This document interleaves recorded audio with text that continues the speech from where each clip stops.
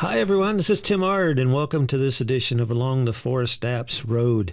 I have a special guest with us today for this podcast. That's a gentleman that I haven't seen, I guess, probably 25 years or so. Talked to him several times on the phone, back and forth on social media, but it's been a while since we've chatted, and that's Norm Hall from up around the Lake States in the Chicago area. You on there, Norm? Yes, I am. How's everybody doing? Day down south, and hopefully you have good weather up that way too. Yes, sir, we do. It's about 71 degrees. We got a little bit of wind. Don't have the air conditioning on today. It's a very nice day, and thank you for the invite. I appreciate it.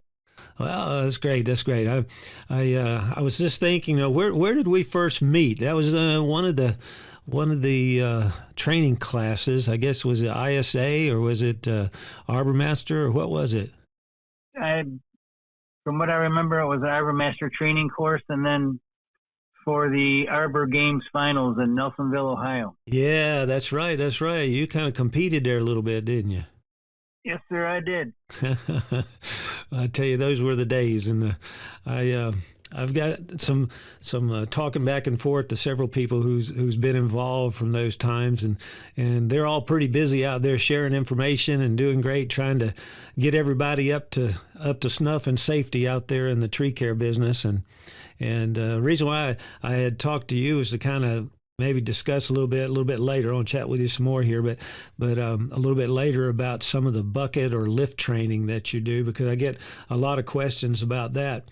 But I know you've been in the chainsaw rendering side of it for many years too, and not only the climbing and rigging, which very very strong in, but you were also was it Care of Trees or something around the Chicago area that you started off with? I worked for the Care of Trees for 40 years. 40 years. You're not Yep. that old. Well, thank you. I appreciate that. Yeah, I remember you had quite a team there. I met two or three of the guys that you worked with there. I remember back years ago, and that's quite an operation around the Chicago area, or it was. I know when you were involved with it, and then you were very involved with the ISA, because I guess out of Illinois is where they're kind of homed, and you started doing a lot of training with that, didn't you? I started as an instructor for the Illinois Arbor Association back in 2002 with some safety courses, and then that evolved into some rigging, climbing, pruning, felling, chainsaw maintenance, cable bracing courses. So we offer up to 9 different courses in what Wow. we call the tree worker domain. And I am the lead instructor for that domain. Oh, cool. Very good. Very good. Yeah, there is so much when it comes. All I do is now pretty much just city and town stuff. But I worked last week with a police department in north of Atlanta, and a lot of my people, they've barely even started a chainsaw in many cases, and then I have to try to get them to understand some things on tree felling for some of them, and then most of it's storm cleanup type stuff. But I work a lot with power companies that work a lot out of buckets, and then a lot of the cities and towns are starting to add bucket trucks as they have funds available. And there's so much though when it comes to what you've done over the years with rigging and ropes, and then also the different chainsaw techniques to work with that. But it's amazing how you keep up with all of that. There's so many changes in that industry. It's just absolutely amazing. Yeah, there's been a lot of changes in the past 25 years, even in the past 5 years. It's phenomenal how many changes there are, and keeping up with all the different safety standards. Yeah. Going on the web and attending courses just to keep up to date. It's a pretty full schedule. Mm-hmm. Mm-hmm. Well, tell me a little bit about some of the I guess you'd say lift training. I guess how most people look at aerial lift. I guess that includes bucket trucks and all that kind of thing. What all is really involved in that, as far as you come in and you give them the ability to certify an operator? Is that kind of what it is? Follows some of the OSHA rules as well as general industry? What I do is I just go up and follow the ANSI standards, and what they get when they complete one of our courses is a certificate of completion. I can't certify anybody because I'm not qualified to do that, but it's just unreal as to how uninformed some of these people really are. Mm-hmm. Mm-hmm. So my first recommendation would be to read the owner's manual. I would say 95% of my attendees, participants, have never even put a hand on the owner's manual. Right. And there's some very important critical information on that. Yeah. Every lift is different, and every manufacturer is different. There are over-under booms, there are side-by-side booms. Some have 4 stabilizers, some will have 2 stabilizers. Some will have different slopes that you can operate from. The most that I can recall is a 5-degree slope, but every manufacturer is different. So my first recommendation is always read the owner's manual. Mm-hmm. Yeah, I talk about that all the time with the saws. Is that most of the time when they get saws and stuff, that the equipment, they pick it up, it goes out maybe to a truck or into a tool room, and then the paperwork always goes into a desk drawer somewhere. Nobody ever sees it. And I always tell them, at least with the equipment as far as trucks and tractors and stuff, it's usually rolled up in a tube or under the seat or in a glove box somewhere, but they still don't locate it in a lot of cases. And I was told that's one of the first things that OSHA really looks at, is familiarization with the operator's manual from any manufacturer. That's correct. And another recommendation I have is when somebody does read the owner's manual, I would go ahead and give them a test. And then if they pass that test, document it. Mm-hmm. There's nothing more critical to OSHA than safety training documentation. Mm-hmm. Mm-hmm. Keeping all the paperwork in line. Exactly right. Yeah. So I have an outline here. I'd be happy to go through it if that's what you want me to do. You had sent me kind of a copy of that. And that's extensive. I mean, it's something to where, it's a lot of information, especially when you've got so many different types of units and those kinds of things that you have to make sure that you cover. But it, some of the basic things that I think people don't understand has to do with some of the dielectrics and those kinds of things, and who's supposed to get around power and who's not, who's supposed to be kind of managing stuff from the ground or up in the air, what type of PPE they should have or harnesses they should have, all that stuff. And I see that you pretty much cover most all of that in your outline. So, and yeah, I do. There's a full body harness you're supposed to wear with a dorsal attachment, and it should have a deceleration lanyard, and you're not supposed to fall more than 6 feet if you get ejected out of the bucket. Your deceleration lanyard should have an actual decelerator manufactured in it, and your connecting links should have a 3,600-pound gate. That's a new anti-standard, I think in 2020 rather. Wow. So that's some stuff that's been updated that people need to be aware of, because evidently there's a reason for that stuff, I guess.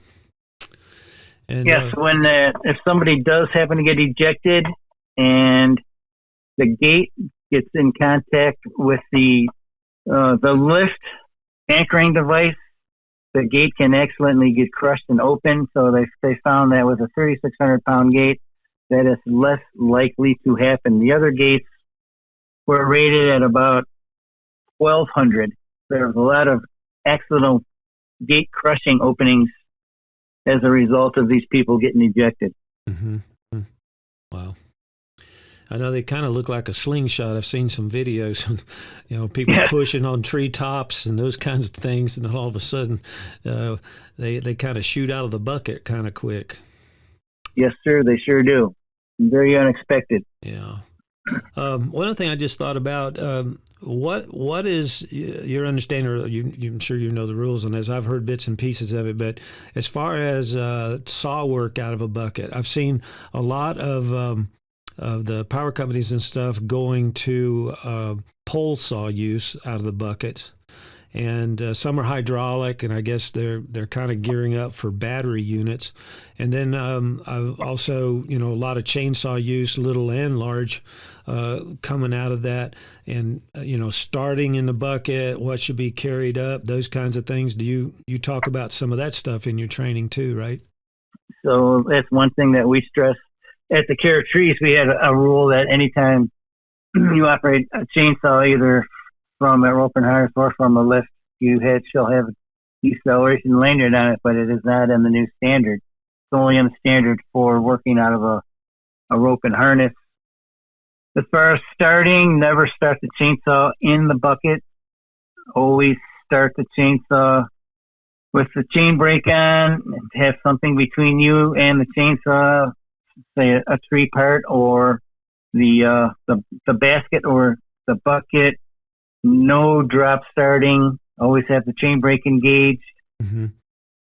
Always start it at idle, except for when you're cold starting. Then you have that fast idle, but make sure the chain brake is engaged. Mm-hmm. Well, I was reading something. I don't know whether it ever was finalized on the Z133. It used to be like a 10.5 pound limit on starting outside the bucket on saw size, and I think they moved it up to 15 pounds or something like that. Yeah, so it's now at 15 pounds. But there's no lanyard required. Is that what you said? There's no lanyard required. I'm working out of a bucket. Okay, and so they would, but you can't clamp start that or anything in the bucket. No, you cannot. Okay, so it all has to be outside of the bucket, small saw and big saw when it's Correct. started. But I guess you could go against a limb crotch or trunk or something like that to stabilize.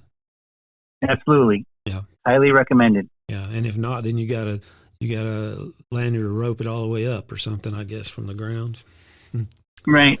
Yeah, we used to do that. We used to tie our chainsaws in like we did our climber.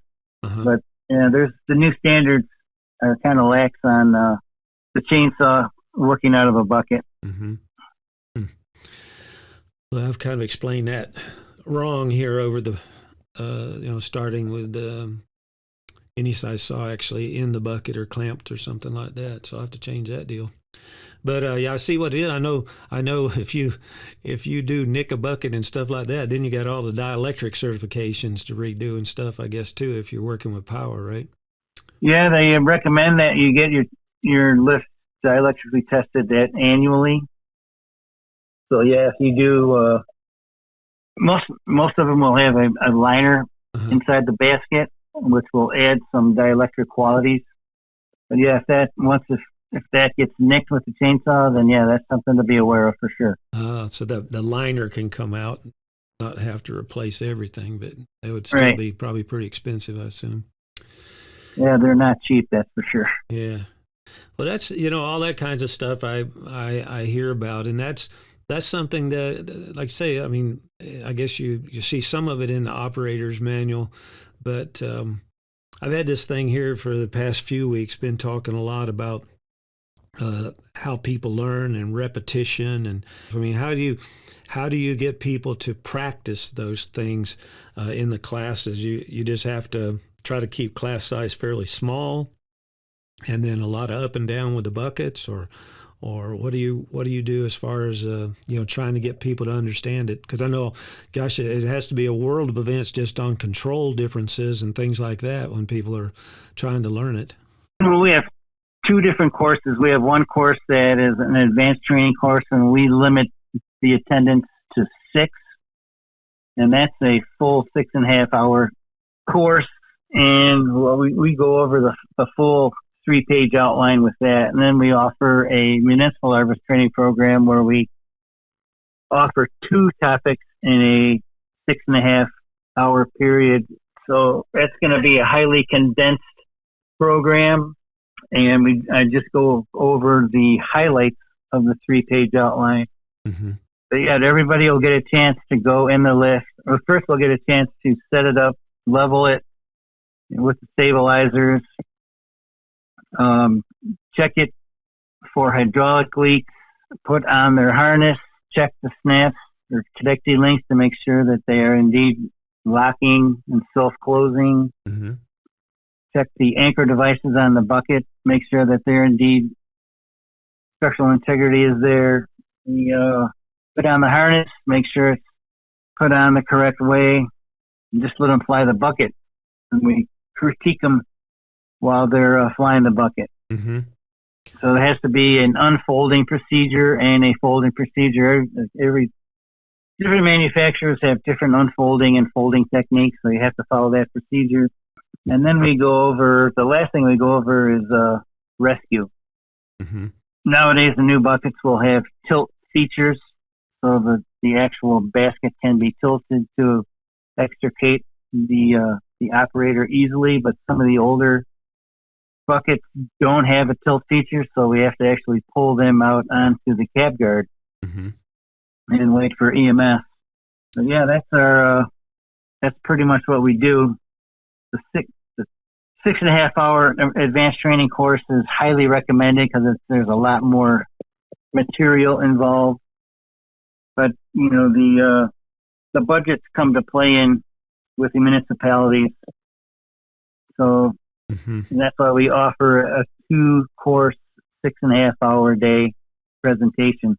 Well, a lot of that you just explained, that's kind of the questions that I hear, from managers and stuff that, they've got this new bucket that they finally got appropriation funds for, and then they try to get somebody to operate it and up to snuff, and basically the manufacturer representative or the sales outlet is usually their first attempt at the training, because it's usually kind of comes with the purchase deal, but then it doesn't do a whole lot for the operator, is what I hear.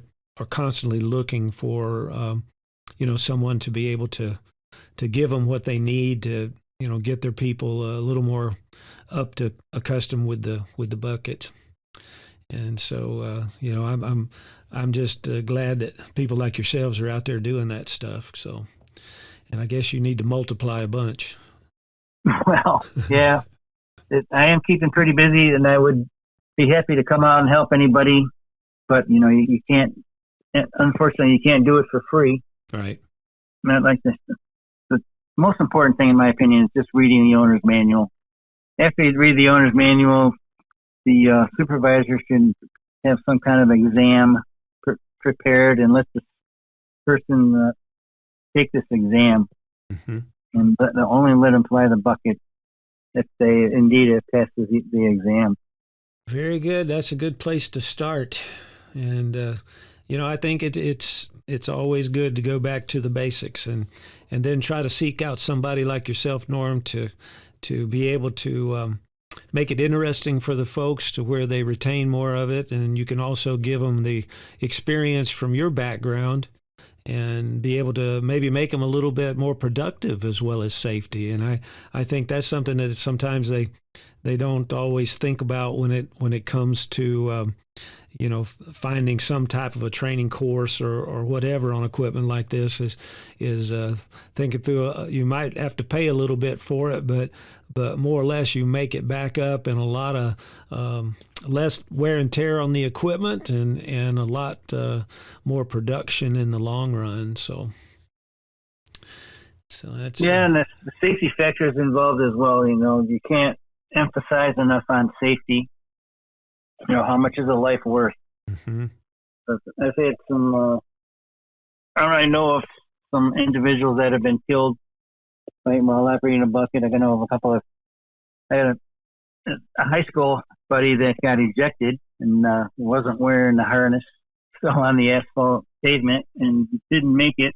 And then I've known of some bucket failures where the company owners didn't have their aerial lifts inspected, and the unit failed at the knuckle once and failed at the bucket once, and severe injuries occurred, no fatalities. But it's extremely important to have your annual inspection. Mm-hmm. It's good to have reviews on a lot of stuff. There's no doubt. Well, Norm, I appreciate you taking the time. I just wanted to kind of get a little podcast together here and offer what's out there, and maybe somebody can get in touch with you and you can pass them to people in their area, or you travel to it or whatever over some time in the future. And I think that I get questioned about it all the time, and like I always tell people, I understand chainsaws a little bit, but when it comes to that stuff, there's no way. So so I have to look for folks like you, and I know from all that I read and see that you have been quite an asset to the tree care as well as lift communities, and so I just appreciate what you do big time. Well, thank you. I appreciate that. And here again, thank you for the invite. It was an honor to be on your show. Well, thank you, sir. And let's stay in touch. I'll be up in Chicago in a couple of months. Maybe we get together. That would be wonderful. I'm looking forward to that. All right. Thanks, Norm. And we'll talk to you next time, man. See ya. All right. Thank you. Well, that's Norm Hall. And you can get in touch with him. You can send a message to info@forestapps.com or comments on these different podcasts, and I'll be glad to get you in touch with him. And so we appreciate you taking the time. Well, this is Tim Ard wishing you good sawing. Hope to see you along the ForestApps Road.